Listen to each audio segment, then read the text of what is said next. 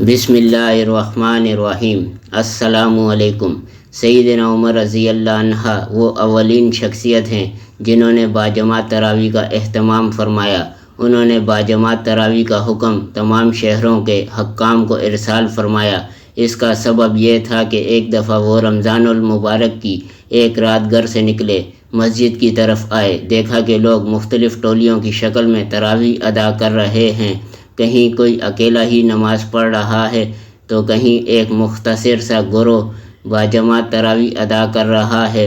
سیدنا عمر رضی اللہ عنہ نے فرمایا، میری رائے یہ ہے کہ اگر میں ان سب نمازیوں کو ایک قاری کی ابتدا میں اکٹھا کر دوں تو یہ تراویح کا بہتر طریقہ ہوگا۔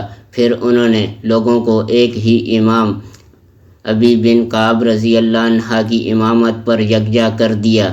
عبدالرحمن بن عبدالقاری جو اس واقعے کے عینی شاہد ہیں فرماتے ہیں، پھر میں دوسرے دن سیدنا عمر رضی اللہ عنہ کے ساتھ گھر سے نکلا تو دیکھا لوگ ابی بن کعب رضی اللہ عنہ کی ابتدا میں تراویح ادا کر رہے ہیں۔ سیدنا عمر رضی اللہ عنہ نے فرمایا، یہ نیا طریقہ کتنا اچھا ہے۔ جو لوگ سو رہے ہیں وہ رات کے آخری حصے میں تراویح ادا کریں گے، وہ جاگنے والوں سے بہتر ہیں۔ لوگ بہرحال رمضان میں رات کے ابتدائی حصے میں قیام کرتے تھے۔ اس قصے سے یہ وہم نہیں ہونا چاہیے کہ تراویح کی ابتدا ہی سیدنا عمر رضی اللہ عنہ سے ہوئی۔ یہ ان کی ایجاد نہیں تھی، بلکہ تراویح کا عمل نبی صلی اللہ علیہ وسلم کے زمانے ہی سے جاری تھا۔ سیدنا عمر رضی اللہ عنہ نے صرف یہ کیا کہ لوگوں کو ایک ہی قاری کی ابتدا میں جمع کر دیا۔ لوگ پہلے متفرق طور پر تراویح ادا کرتے تھے، اب یکجا ہو کر ادا کرنے لگے۔ اس بات کی دلیل یہ ہے کہ نبی صلی اللہ علیہ وسلم کی سیرت طیبہ اور ارشادات عالیہ سے اس کا ثبوت ملتا ہے۔ نبی صلی اللہ علیہ وسلم کا ارشاد عالی ہے، جس نے رمضان المبارک میں بحالت ایمان ثواب کے حصول کی غرض سے قیام کیا، اس کے تمام سابقہ گناہوں کی بخشش ہو جائے گی۔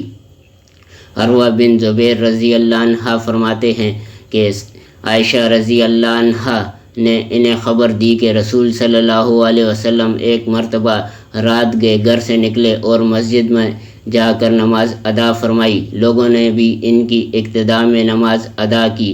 لوگوں میں اس بات کا چرچا ہو گیا۔ دوسرے دن پہلے سے بھی زیادہ لوگ جمع ہو گئے اور نبی صلی اللہ علیہ وسلم کی معیت میں نماز ادا کی۔ صبح کے وقت یہ بات ہر طرف پھیل گئی۔ نتیجاً یہ نکلا کہ لوگ اگلی رات کو جوک در جوک مسجد میں جمع ہو گئے اور انہوں نے نبی صلی اللہ علیہ وسلم کی ابتدا میں نماز ادا کی۔ چوتھی رات اتنے لوگ آئے کہ مسجد میں نہ سما سکے۔ نبی صلی اللہ علیہ وسلم صبح کی نماز کے لیے گھر سے نکلے، نماز فجر ادا فرمائی، پھر لوگوں کی طرف متوجہ ہوئے، خطبہ حاجت پڑھا، پھر فرمایا، اما بعد، بلا شبہ تمہارا اس طرح ذوق و شوق سے مسجد میں آنا مجھ پر مخفی نہ تھا، لیکن میں اس بات سے ڈرا کہ مبادا نماز تراویح تم پر فرض ہو جائے۔ اگر ایسا ہو گیا تو ممکن ہے تم میں اس میں کوتاہی کرو۔ نبی صلی اللہ علیہ وسلم نے جب انتقال فرمایا، اس وقت تراویح کا طریقہ اسی طرح تھا۔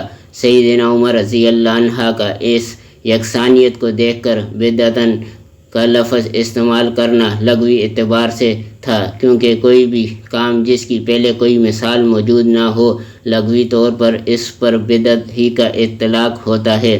سیدنا عمر رضی اللہ عنہ کا لوگوں کو نماز تراویح میں ایک امام کی ابتدا میں جمع کرنا اور پھر تمام شہروں میں باجماعت تراویح کا حکم نامہ ارسال فرمانا ان کی نماز تراویح سے زبردست محبت اور اسے منظم کرنے کے ذوق کا بین ثبوت ہے۔ والسلام جاری ہے۔